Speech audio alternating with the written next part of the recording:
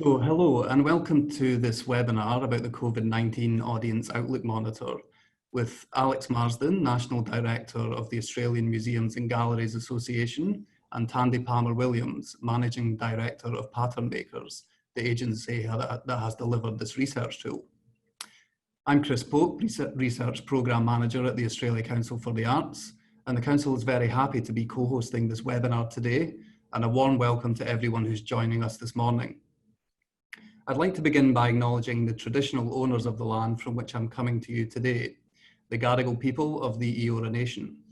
And I'd also like to acknowledge the many nations throughout Australia that we're gathering from today and pay my respects to elders past, present and future, and to all First Nations peoples present and online in this session. As we know, arts communities across the country and around the world have been devastated by the COVID-19 pandemic, with restrictions on public gatherings and travel that have been necessary to protect everyone's health and many people's lives. As restrictions start to ease, many people and organisations are now needing to make critical decisions and plan for the future. We know that all decisions carry a high degree of risk. We've never been here before, certainly not on this scale. So the Council was very keen to support Patternmakers in delivering this important research tool, as were many of our state funding agency colleagues.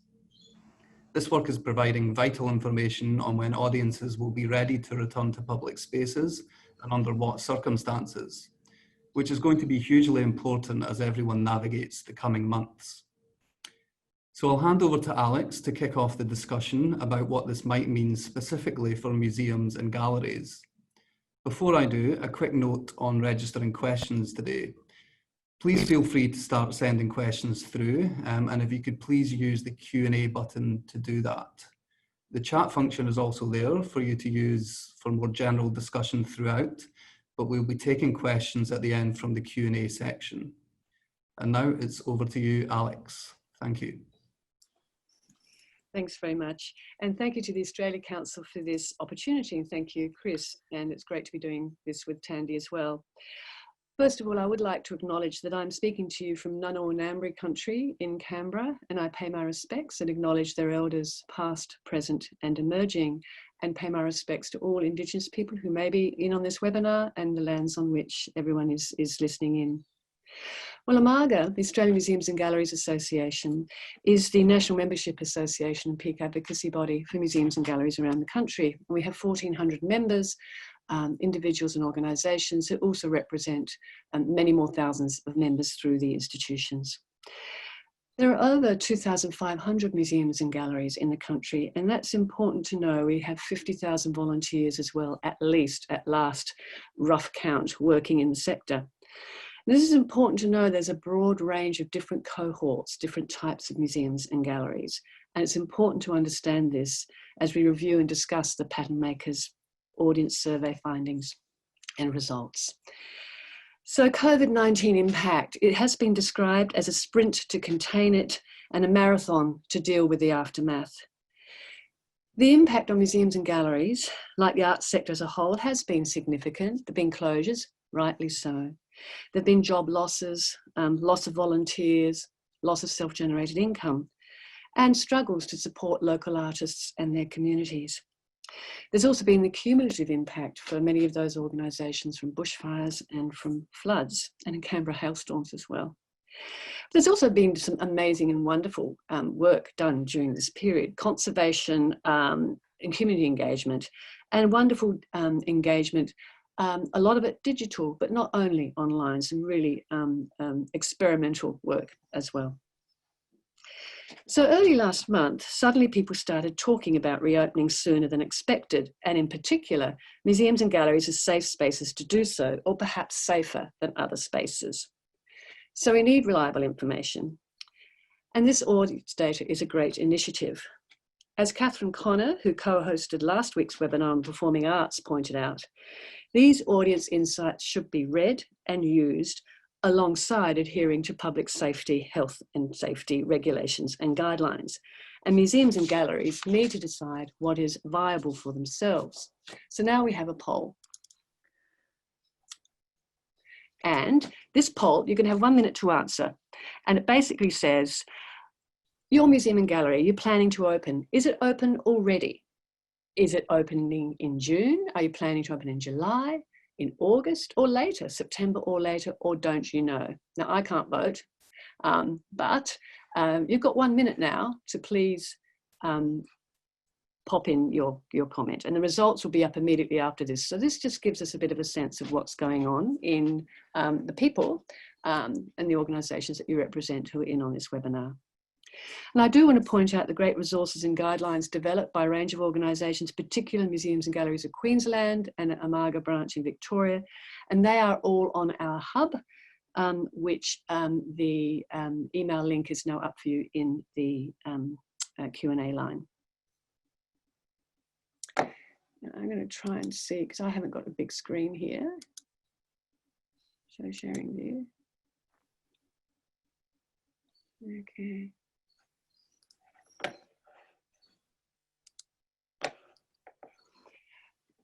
After we've seen this poll, we will hand over to Tandi to take us through the key results and burrow a bit deeper using the dashboard. And please do ask any burning questions in the Q&A area, and I'll do my best to gather them, along with great help from behind the scenes, and we'll have a discussion. And we are planning for at least 20 minutes of Q&A and discussion after Tandi's presentation. So look at that, 42% already open. Quite a few, a third thinking about July. All of you have some idea when you're going to open. Yeah, that is really interesting. Must make sure I make a note of all of that. So thank you, Tandi, if you could hand over, and then we'll have Q&A afterwards. Sure, thanks Alex. So hi everyone, my name is Tandi Palmer-Williams. I'm Managing Director at Patternmakers, and really it's a pleasure and a privilege to connect with you today at this time. I'd also like to acknowledge the traditional owners, and in particular the Guringai people on whose lands I live and work and raise my family. So I'd love for you to introduce yourself now in the chat, if you're willing. Tell us the organisation that you're involved with, if you are, or if you're practising independently, the country that you're on, if you'd like to acknowledge the traditional owners on whose lands you're based today, and tell us a little bit about what's going on for you at the moment, why you came to this session. I'd love to hear a little bit about you in the chat for those who are willing. Oh, and hi Bridget, how are you? Good to have you here today. All right, so we're going to be talking about the Audience Outlook Monitor today. And I want to just acknowledge the Australia Council and the state arts agencies around Australia who've supported the project. And to Umaga, thanks for the opportunity to connect with you today. So we think this is probably the hardest work we'll basically ever do as a sector. And at Patternmakers and our research partner WolfBrown in the US, we're dedicated to helping you with audience insights at the moment throughout the pandemic, to help you understand what's going on for different parts of your community and different audience segments, so you can make the best possible decisions in the circumstances. So the Audience Outlook Monitor is a cross-sector collaborative data collection exercise, which has many experimental elements. And I'm going to start sharing my screen with you so I can show some slides today. The data set that we're going to be talking about is the result of a cross-sector survey exercise involving 159 different arts and cultural organisations. So 36 of those classified themselves as museums or galleries, and there was a further 19 or 20 who are involved in visual arts but aren't galleries themselves. And for more information about the method and how the study's been set up and why it's been set up how it has been, you can visit our website. So I might ask my colleague Bianca Mullet, who's here today, to pop a link to the homepage for the Australian study in the chat. So what we've done is done a first phase of data collection, and 23,000 Australian arts attendees have responded to our first survey, providing a picture of audiences quite unlike anything we've seen before. So this isn't the general population. We really are hearing from attendees of arts and culture organisations. So that's people who are in our databases, people who buy tickets to exhibitions, talks, events, and who appear in the database of funded arts and cultural organisations. So what this depth of data does, and by pooling the data from so many respondents and so many different types of organisations across the sizes, different art forms, is we can start to see, well, what are the patterns? What shapes how? What's behind the data in terms of why some audiences are ready to attend now and others aren't, and we can start to see what makes it different, and where there are similarities. So what did we find out? In terms of the picture for museums and galleries, it is looking optimistic in terms of the fact that many audiences that we heard from, and just to give you context, there's over 18,000 people who recently attended a museum or gallery in the sample. And we know that a large majority are actually at least somewhat comfortable to attend a museum today, or when I say today, this data was collected in mid-May, so it's coming up sort of 3-4 weeks ago now. And that's before the announcement of some institutions reopening, so we'll make that note up front. But at the time of data collection, we had, as you can see on screen now, 40% of people were very comfortable to walk around a museum or gallery, and in the yellow, 48% were somewhat comfortable. So most people are at least somewhat comfortable to walk around a museum, to visit a community art space or studio. Where that changes is where it comes to using hands-on exhibits at, and interactives at museums. And what we found when we dug into the data is that whilst people are comfortable to walk around, they don't want to have to touch things, and they basically are more comfortable to visit museums than they are to, say, attend a performing arts venue right now, because museums provide that sense of agency in terms of how they navigate a space, and that they can determine where they walk to and when, and if they're not comfortable with how another visitor is behaving, they can leave if they want to. So basically the outlook for museums is optimistic. Having said that, when we asked people to say how ready they are to attend, we heard that only about a fifth say that they're ready to attend as soon as they are permitted, with the majority saying that they'll attend when they perceive the risk to them is minimal. So they're kind of making decisions about all the numerous factors that are going on in their communities, the rate of transmission of the virus, what's actually on offer, what's their personal circumstances are, etc. And there's a sense of kind of wait and see for many people, and it's linked with how people feel about socialising and visiting a range of public spaces. So we know that people are kind of more confident about visiting a museum or gallery right now than they are in terms of eating at a local restaurant or using public transport. Which can be viewed as kind of a good or bad thing. When I saw that people are so comfortable in museums compared to some of these other activities, I thought, oh, that's great. They're safe spaces. It's good sign. But if you think about the attendance journey or experience for people, it's kind of linked with transport and eating out, isn't it? Because we kind of combine a visit to a museum with so many other activities. So it's quite complex in terms of not just looking past how comfortable someone is to walk around a space, but how likely they are to actually go through this process of travelling to a museum and attending. And so we do see that a number of indicators pointing to, a degree of complexity in terms of anticipating how many people are going to be back, how soon. And so the other thing I want to talk about is basically who's going to be back first. So the data, before we went this collection exercise, we actually thought that age was going to be a big factor. Anecdotally, we'd heard that, older age groups may be more cautious in terms of attending, whereas younger people may not.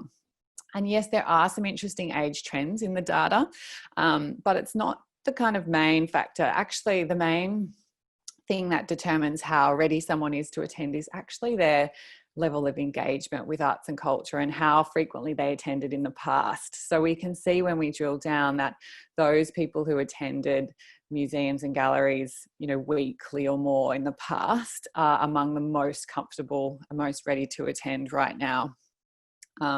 Whereas those who attended a museum, say, once a year, are much less likely to be saying they're ready to attend now, and they're more likely to say they'll stay away until there's no risk to them. So this suggests that our value systems are kind of at play here in terms of determining how we're going to behave in regard to museums reopening.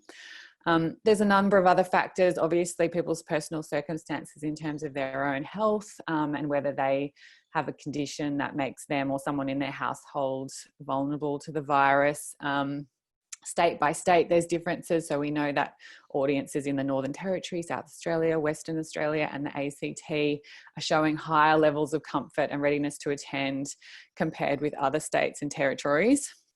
And whilst at the time of data collection, only a small number, so it was 7% at the time, was saying that they were actively making firm plans to attend a museum or gallery in the future. That rate was somewhat higher for people who lived in the ACT, actually, and you can make some guesses as to why. People who hold museum memberships or passes were almost double as likely to be making firm plans. And again, those frequent attendees were the most likely group to be actively planning to reattend. So in terms of who you're likely to see in your spaces when you reopen, or for those who have already reopened, our prediction is you'll see some familiar places, so that people who walk the floors regularly will be the first to be back. And there's a degree of audiences wanting to support the organisations that they care about. So that's been a really strong motivator for people, and how they've engaged online during this period is actually the value of the arts in their lives, and that they want to show their support for the sector and for the organisations that they care about. So for those who have reopened, I'd love for you to share in the chat what your experience has been in terms of reopening, your visitor numbers, how they looked, and what have you observed yourself about the people that have been first to start visiting again. In terms of, I guess, the long-term outlook, obviously social distancing and safety measures are important.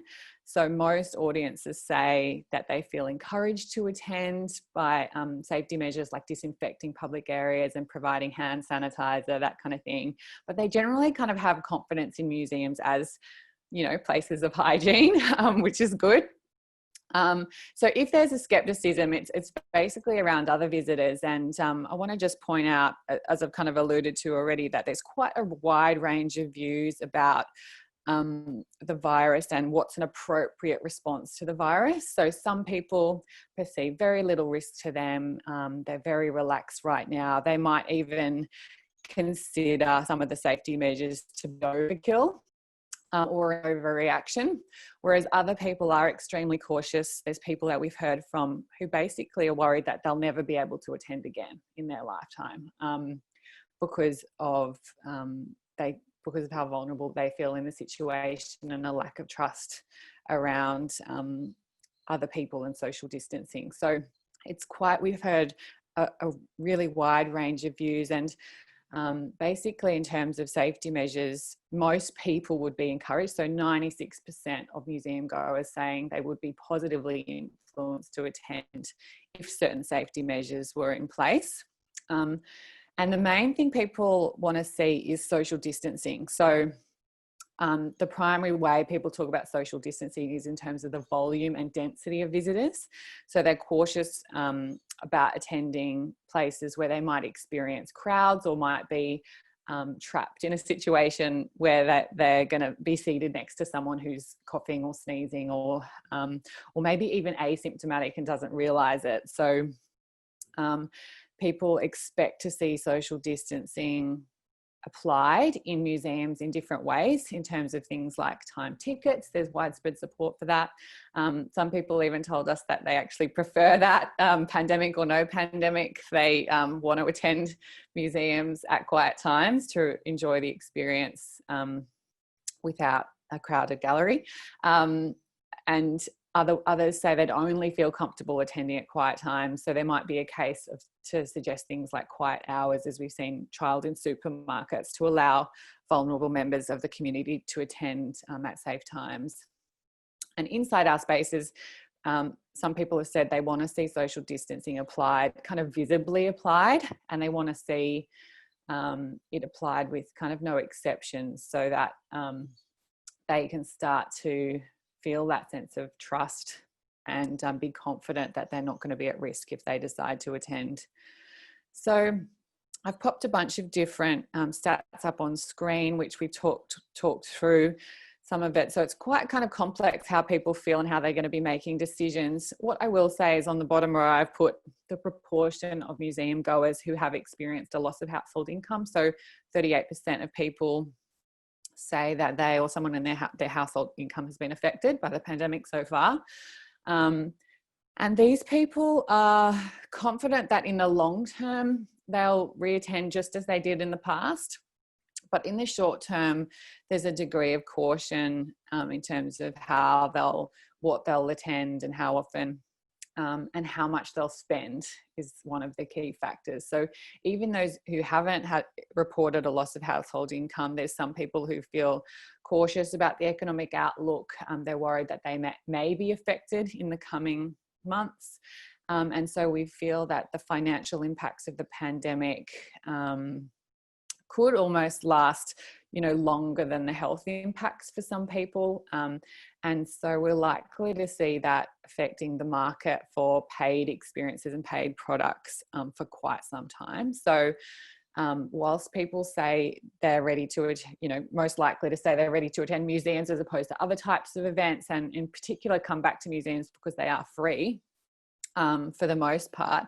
So we might not see as bigger impact on free exhibitions, but for ticketed exhibitions and on-site offers like museum shops and cafes, we are likely to see, I'd say, severe impacts that could hang around for quite some time. So it's quite a challenging outlook, I think, for our sector, for all of us to navigate. And I think that it's going to require long-term thinking about our business models and what's viable in the future. So we can get into some of that a little bit in the questions. What I want to do is just recap on some of my tips for re-engaging visitors with exhibitions.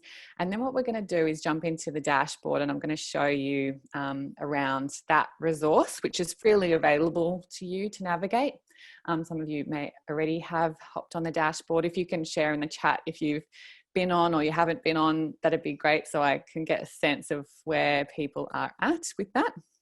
But my 7 top tips for re-engaging visitors with exhibitions are: number 1, manage expectations around attendance. So whilst museums are attracting that high level of comfort and people are feeling optimistic about re-attending, it is a complex picture that's linked with a lot of other kinds of public activities. And so we are likely to see, I think we're likely to really need to rebuild, and that's going to happen slowly. So I think working with stakeholders and our, boards and communities just to manage expectations around attendance in the short term.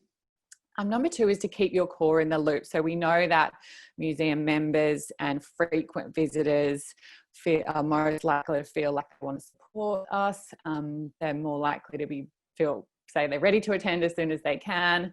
They're a really important group, and so it's important to be keeping them in the loop with our decisions, explaining why we're doing things that we're doing, and even developing kind of tailored messaging for that group, because they suggest that, when we look closely at that group of highly engaged visitors, they have a number of different kind of needs and interests that are different to other visitors. They have an appetite for more information and targeted messaging. So it's important to really keep them in the loop. The 3rd is being vigilant in applying safety guidelines. And I'll encourage you not to, when you do hear from those people who are re-attending already and who perceive very little risk to them, we're likely to kind of hear more of that as we reopen, as those people come back sooner. But the people we really need to visualise and keep in mind in terms of applying safety measures are those people who are still at home who aren't back yet, and who are waiting to see how things go, and to feel that trust again before they go out. So we really need to think of them in terms of briefing all our staff, and in terms of applying safety guidelines with kind of no exception.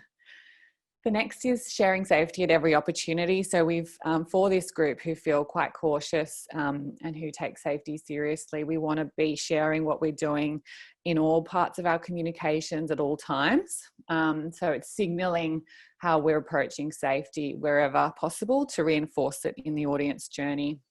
When we're advertising our reopening, we're announcing exhibitions, those kinds of opportunities, it's important to kind of reiterate what we're doing in terms of safety at every step. Countering that, we need to put a little bit of extra effort, I think, into sparking joy for every visitor. So some people have told us that they want the museum experience to be a pleasurable one. They're seeing it as a source of joy after a period of isolation, and they're worried that all of the safety kind of measures might affect their experience. And so it's important to consider and for us to be creative with ways to bring that human side to their experience and make sure that they, you know, for instance, greeted with a big smile at entry, or that we're introducing humour in some of our messaging, or just making sure that we're balancing out all of the kind of clinical things that we're doing to make sure that we are fostering that sense of joy and excitement about visiting again. Next is normalising visiting. So I think there's an opportunity for those of us who are reopening to actually share examples, you know, images wherever possible, or to foster people to share their own experience on social media, so we can start to see images of reattending again in the media, and for it to feel like a normal thing to do. So it's top of mind when people are thinking about what they're going to do on the weekend again. It's like we have to like reboot our memories to, you know, remind ourselves what's on offer, what's available to us, and to make that seem like a priority thing to do on the weekend. And lastly, it's thinking about digital as part of the mix long term. So in a moment, I'm going to jump into the dashboard and show you some of the stats for online engagement with among museum goers. So I'll just get that up for you now.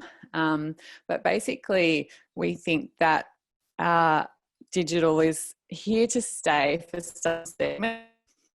So basically, our work to quickly pivot where possible has really helped audiences stay connected with the arts and stay connected with each other during this time.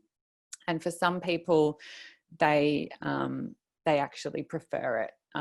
Many of us are keen to kind of start reattending physical experiences again, but for some, digital has provided an access to things that they would otherwise never get to experience for various different reasons. And so we've opened that door now, and it's a door that in some way needs to stay open for some people, and it's a new form of accessibility that we need to think about.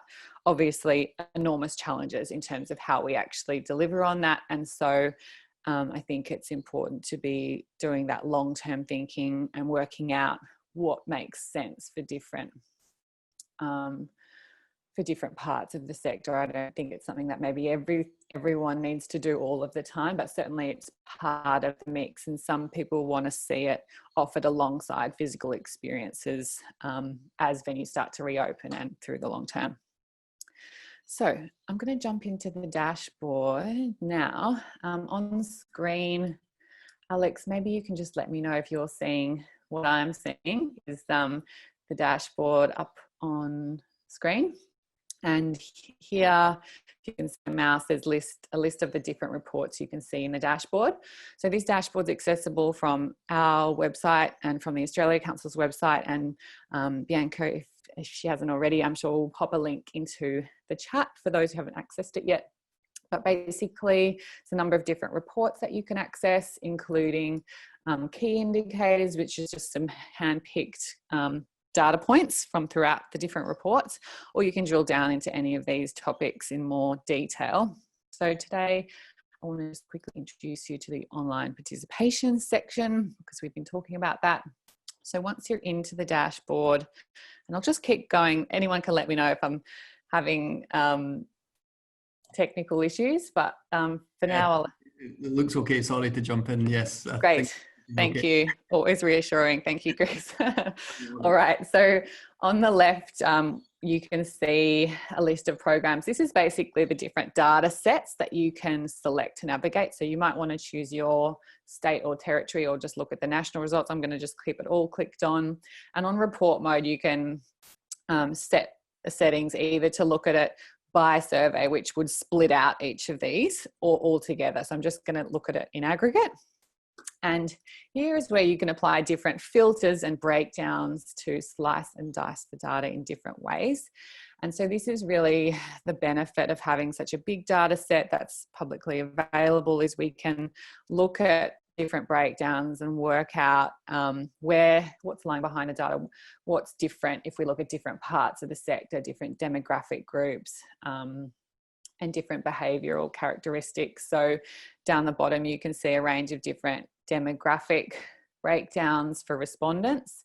You can also see some art forms in terms of what they've attended and how often in the past, and some breakdowns in terms of, their member or subscriber status, if they're experiencing financial hardship, their risk tolerance for going out, that kind of thing. And then at the top, we've got a range of filters about the organisation or the database that they're associated with. So you can explore regional and metro organisations. You can explore organisations of different sizes. So for instance, if you're from a small museum in a regional area that doesn't have a big database yourself, by using and applying these filters, you can find results that are relevant to you. And as I've been doing, I think some interesting filters where we're seeing big differences in results, so you can make a note of these ones to explore later, is museum or gallery attendance frequency. So we know the frequency with which someone participated in the past is often a factor in determining how their future frequency of attendance. Another one is age cohort. That's quite interesting in a lot of areas, not always in line with our expectations, actually, as we can explore together.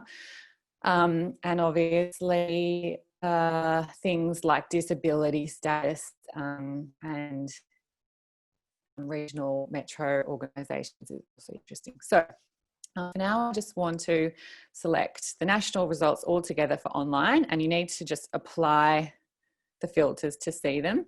And actually what I'll apply is that museum or gallery attendance frequency, so we can see that. The more filters you apply, the longer it takes to load. So I've just applied one filter now. And what we can see here is a list of the different types of online activities that people have participated in. And as you can see down the bottom, we've got the past attendance frequency at museums and galleries. So for people who attended once a week or more, they're more likely to be participating in most activities compared to people who attend a couple of times a year or less. So for instance, they're more likely to be watching a live stream performance, accessing pre-recorded video, seeing a virtual exhibition or museum gallery tour. You can see how much, those are reaching frequent attendees more than they're reaching infrequent attendees. Doing an online class or tutorial, creating content to share online. So people who attend frequently are more likely to be doing those things and more likely to be doing a wider range of things online. And in terms of what they're discovering online, this shows that they're more likely to have personally discovered a new artist or artwork themselves, or they know someone who has. That's happening across all frequency categories. They're also more likely to say they're doing arts and cultural activities more often. So this is about the frequency with which they're doing that. And when we ask them, those people who are doing it more frequently, are you going to continue after the pandemic? 2/3 of people, more or less, or just slightly more, say they plan to continue after the pandemic. So these are some of the indicators which suggest that our digital distribution of tours and exhibitions and collections is going to continue to be important after the pandemic ends. In terms of what motivates people to participate online, I'll just point out here that, for instance, people who are frequent visitors are more likely to say that they're going to support as a care out, whereas people who attend less frequently are more likely to say they're going online, participating in arts and culture online for their own mental well-being, which I thought was quite interesting. So that could be a sign of something to signal in promoting your online office, is that's why someone's doing it. I've just had a note that my sound is getting funny, so let me know if it continues and I'll see what I can do to fix that sound. And now I'll keep going. So in terms of whether people have paid for an online arts and culture experience, most people haven't at this stage, but a sizable minority have paid for an online arts and culture activity. And the most common way people are paying for an online experience is by a donation or, what you can kind of situation. And again, it's frequent attendees who are more likely to do that. And frequent attendees are more likely to say that they've paid more than $50. So again, the loyal core of frequent attendees is important for a number of reasons. When we start to look at barriers in accessing online content, infrequent attendees are more likely to simply say that they just don't know what's on offer. So this confirms the importance of things like content marketing and communications in simply sharing and reminding people of what's available online. So that's just a little bit of a taste of types of data you can see in the dashboard and how the breakdowns work. In a moment, I'm happy to take questions and we can explore that together if you like. What I will do before we do that, Alex, in a moment, I'll ask you to help us facilitate the Q&A, if that's okay. But I'll just switch over and just show you the Australian homepage of the study. So at this URL, you can access a range of different resources, including the key findings overall across the sector. You can access the dashboard, and in this site there's a video tutorial and tour of the dashboard if you want to know more about its functionality.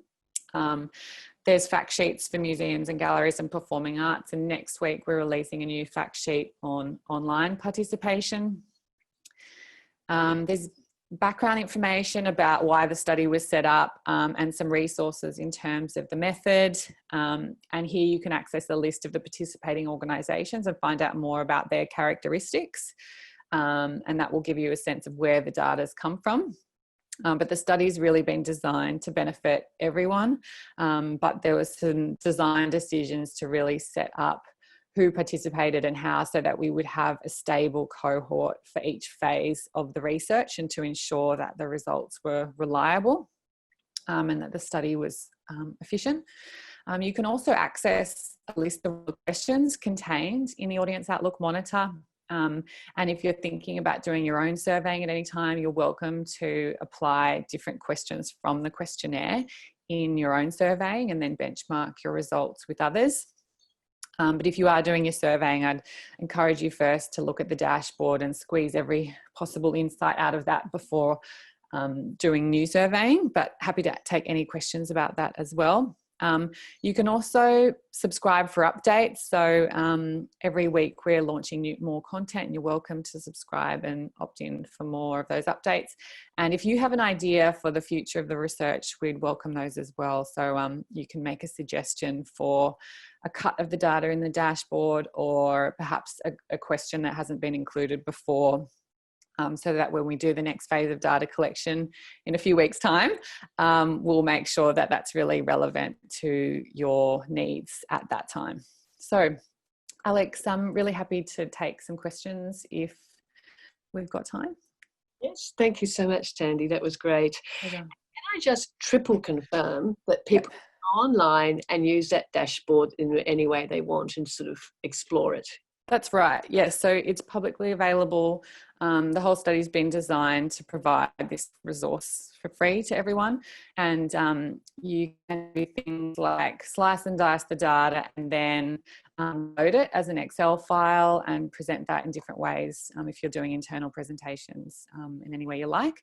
And we really encourage you, if you have identified an insight, to even share it on social media using the hashtag Audience Outlook Monitor. So as a sector, we can really be learning as much as possible from this data set. So it's been a bit of an experiment for us to launch it all as a dashboard before we, without writing a 100-page report kind of thing. So we really are doing it in a decentralized way to all be analysing it in parallel.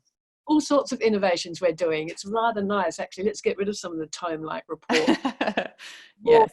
No, the 100-page report should well and truly be over. Yep. Yeah.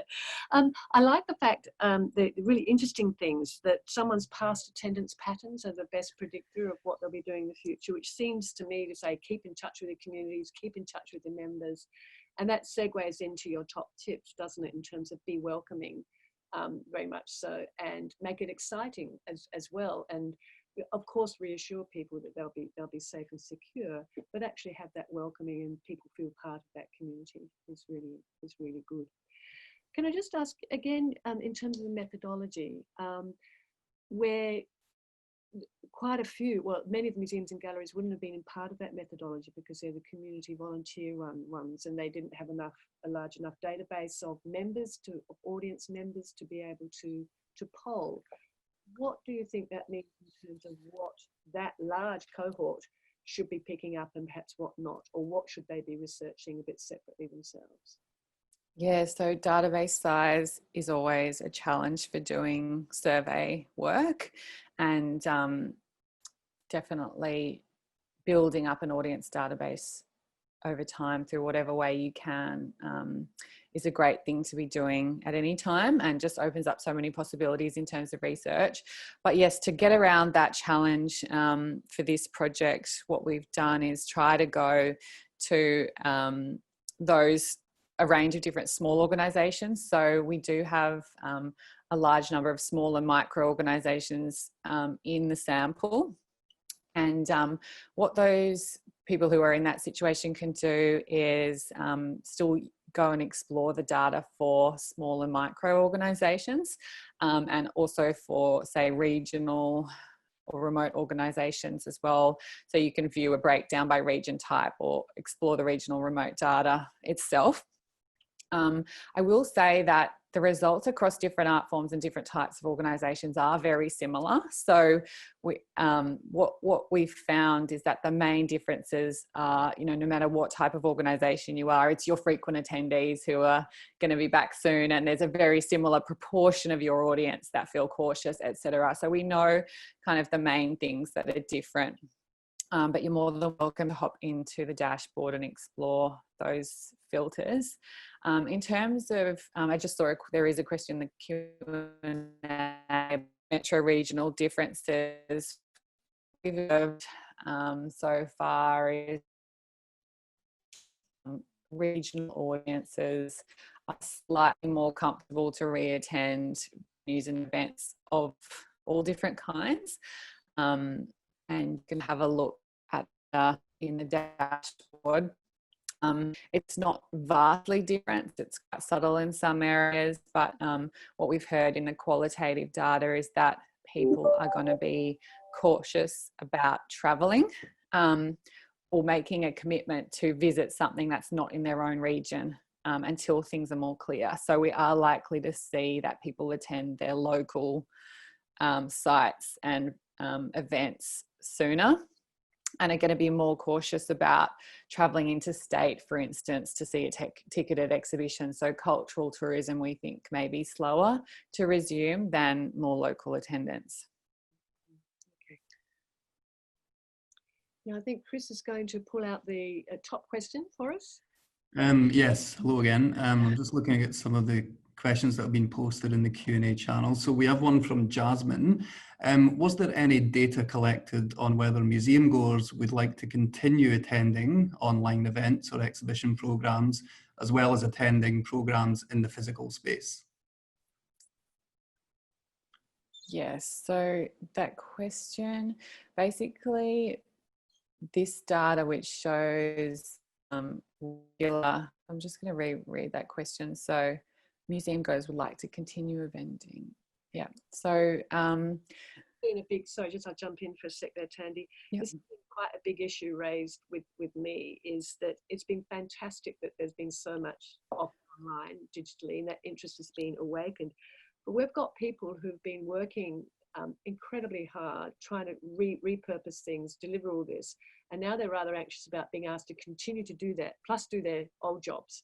And people are exhausted. Now, of course, they're delighted their communities are wanting to continue to engage in so many ways.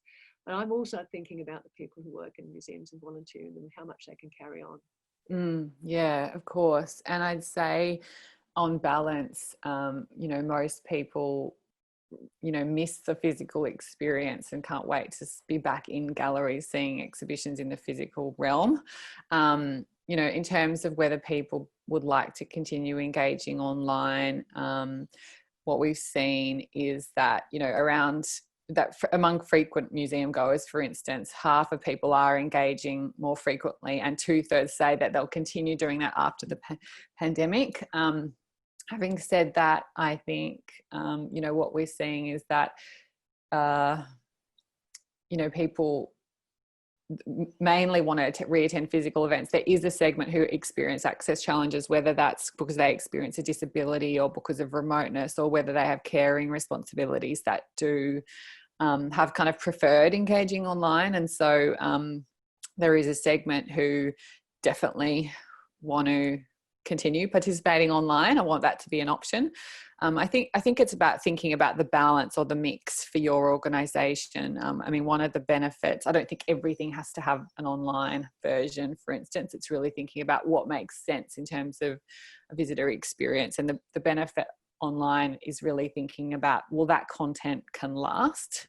So there's that idea of creating evergreen content that can exist, you know, for, you know, be available for months or years, and you know, over time we can build out those online offerings, whereas physical exhibitions are more likely to kind of be temporary. You have to kind of get there or you miss out, kind of thing. So I think it's about just thinking about the balance that's right for you, obviously, testing different things and seeing and speaking with your frequent attendees about what they want to do. Very transparent and honest about what you're doing and why, and asking for feedback. Yeah, I do have another quick question. Did you include Indigenous Art Centers in this survey? Sorry, what was that? Indigenous Art Centers in the survey. Indigenous Art Centres. So that was one of the most challenging sectors in terms of audience databases. So we do have some Indigenous arts organisations, art fairs and festivals, that kind of thing. Many of the art centres aren't audience facing themselves, so don't have, you know, good audience databases. So in about 2 weeks' time, we're going to be producing a fact sheet that drills down specifically into First Nations audiences and audiences for First Nations organisations. So we'll have a little bit more to say about that group in a couple of weeks, or you can go into the dashboard and explore it for yourselves. I would say very few, if any, individual Indigenous art centres, but there are some organisations that represent parts of that sector and help shed light on the forces.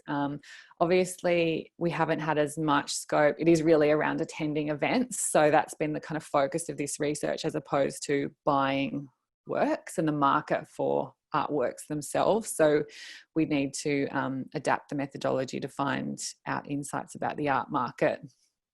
But I hope you can find some insights in there that are relevant for you if you're working in an art centre. Get in touch with us if you need any help with that. Thanks, Tandi. Another question that's come in from Bridget. What proportion, hello Bridget, what proportion of the museums and galleries audience surveyed are very cautious about safety and need special attention? Can you please tell us more about them? Sure. So what we might do is look at returning to events and venue safety. And we can look again at the museums and galleries audience. So I'll just show you a different way to look at this, which is types of arts and culture grouped, which will show museums and galleries audiences in relation to other arts audiences. And we'll just look at some of the data points around reattending and what is going on for people when they think about attending again. So I'll just wait for this data to load. Bear with me. So one of the key, here we go. So on screen you should be able to see there's one of the statistics you might recognise is when we've said which statement best represents how you feel about going out to arts and cultural events. 22% of museums and galleries audiences say they're ready to attend as soon as it's permitted. 68% are will go when they're reasonably confident that there's no, the risk is minimal, and 10% are going to stay away until there's no risk to them. So that group of people who either they or their partner or someone in their household has an underlying health condition, they might be immune compromised or something like that. So it's going to be very hard to get them back until either the virus is eradicated or there's a vaccine that's been kind of perfected in the community, so that there really is no risk. So the people I'd say that we're kind of thinking about in terms of applying safety measures are in this middle group where they're going to be trading off how important is it for me to visit versus what is the risk to them. So that's the kind of group that we want to understand a bit more deeply. When we ask about exactly what they're going to be waiting for, there's a range of different factors, and this changes all the times in terms of what we know about the virus and how it's being managed, the public health response. So it's partly about the rate of infection, testing and treatment, vaccinations, but in terms of venue safety, what we know is that overall 96% of museum goers say they will be positively influenced by safety measures, overall. And we can look at different safety measures and see what proportion of people would be encouraged or discouraged by that. So one of the things we can do when we look at this data is break down tolerance for going out. I think Let's have a look at this filter. Tandi, that the ability to have agency in walking around themselves is really important, so they can actually create their own spaces. They can move away if they don't feel comfortable close to someone. So that sense of agency, which they have far more in a museum or gallery than being in a theatre seat or performance seat, which you are constrained, you're stuck. So yes, the agency is really very important. That's right. Yeah. So here, it's about, and the main thing is about social distancing and managing crowds. So people are worried about the volume and the density, as I think I said before. So the social distancing measures are most important. I mean, here we can see, people who are in that middle group of wanting to balance the risks. They'll be most encouraged by things like disinfecting, enforcing social distancing, no touch transactions, so assuring people that they don't have to touch anything. And that goes for, when they're paying for things, doors and entry points, in the bathrooms, exhibits and interactives, that kind of thing. Guides, people would hand out floor plans, all of that. So all of that has to go, little buttons. No. Exactly. And it's much about the optics of it as it is about the technical aspects of it. So, I mean, one thing I will mention is about face masks, which has been really polarizing. So some people are actually discouraged if they had to wear a face mask. They really think that would be kind of affect the experience of attending. And we've seen quite different results, views on face masks in different regions. So in some states, face masks, I think, are more normalized, in other states less so. And so that's something to consider. I mean, I think people don't want to be forced to wear one. in Australia at this time. I think that, you know, in other countries we're seeing that they're much more normalised or even enforced. But yeah, so face masks is something that, you know, people who are very risk averse, you know, want to see those, and whereas people who are ready to go actually feel like it's overkill kind of thing. In terms of looking at the qualitative comments around face masks, I mean, I think people want them to be available for people who need them, but don't want to be forced to wear one. So you could think about, if that's right for your venue, having them available for people who might not be feeling well when they attend, that kind of thing. So I think one of the behaviours that we have to kind of re-educate audiences about is really don't come if you're not feeling well, that kind of thing. And it's a much bigger issue, I think, in the performing arts, where someone might have spent $100 for a ticket, whereas free museum attendance, you know, people might just stay home on the day. But we really have to reinforce that in our messaging, so that as a community we can be confident that if someone's in a public space, they're either, you know, feeling well or they're wearing a face mask. So that's an area where I think we've got some changing social kind of standards too, and our institutions really have a role in establishing new norms around attending public events and re-establishing what's an appropriate behaviour and playing a leadership role. About going to work itself when you're not feeling well, because of course we're in sectors where we work ourselves to death, don't we? So quite literally, so we actually have to change some of that, which is going to be hard, isn't it? Yes, it is. Yeah. So I think the other interesting group here is the people who say that even after the pandemic ends, that they're still might not attend as frequently as they did in the past. And that's a combination of health factors, but also financial. So I think the financial implications of the pandemic are still yet to be seen. We'll know more about those in the coming waves, I hope. But that's a factor for people as well. Because even attending a free exhibition, often there might be parking costs or costs of a day out. So I think that's another thing just to bear in mind. Mm-hmm. Is there one final big question there? There's one more question in the Q&A from Christy. Hello, Christy. Do you know of any qualitative work being done on COVID? So potentially within the Outlook Monitor itself. Oh, okay, yes. So we have collected some qualitative data, which we're working on analysing and how we can present that in a meaningful way. So we'll be releasing qualitative data in the coming weeks on certain issues.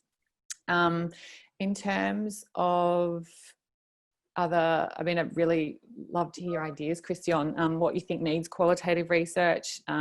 There's a range of different research projects going on outside the arts, looking at some of the community impacts of the pandemic. So we'll keep an eye out for those and try and include what we think is relevant in our updates going forward. And yeah, love to hear your ideas or any research that you've spotted around that you think can help shed light on this for our sector.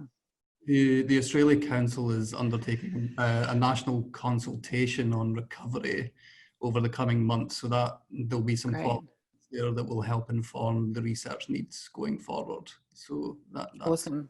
Eye on also. Great. We're almost out of time, Alex. I'll wrap up, but did you want to have a final comment, Alex? Mega thanks.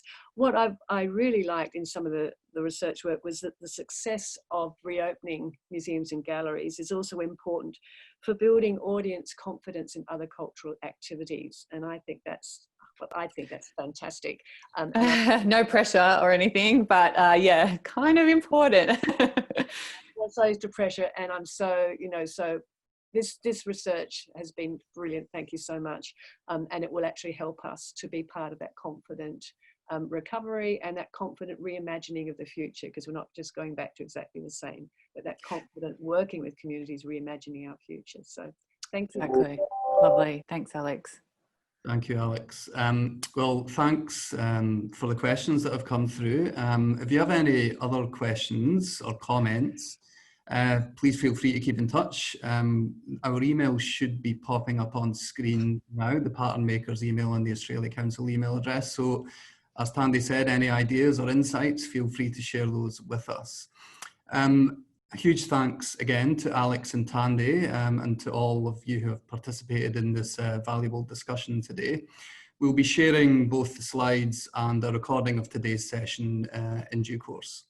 And as Tandi mentioned, additional fact sheets on different topics will continue to roll out over the coming weeks.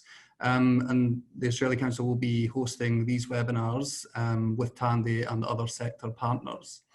So next week's session is on the topic of online arts engagement more broadly. We've touched on it today, but next week we'll dig further into those results to explore the behaviours and attitudes in the digital space. This session will be happening next Monday, the 15th of June at 11 AM, and you'll be able to register for that webinar shortly. And Tandi's team will be checking back in with audiences with 2 more stages of the research scheduled for July and September. So keep your eye on both the Patternmakers website and the Australia Council websites and social feeds for further info going forward.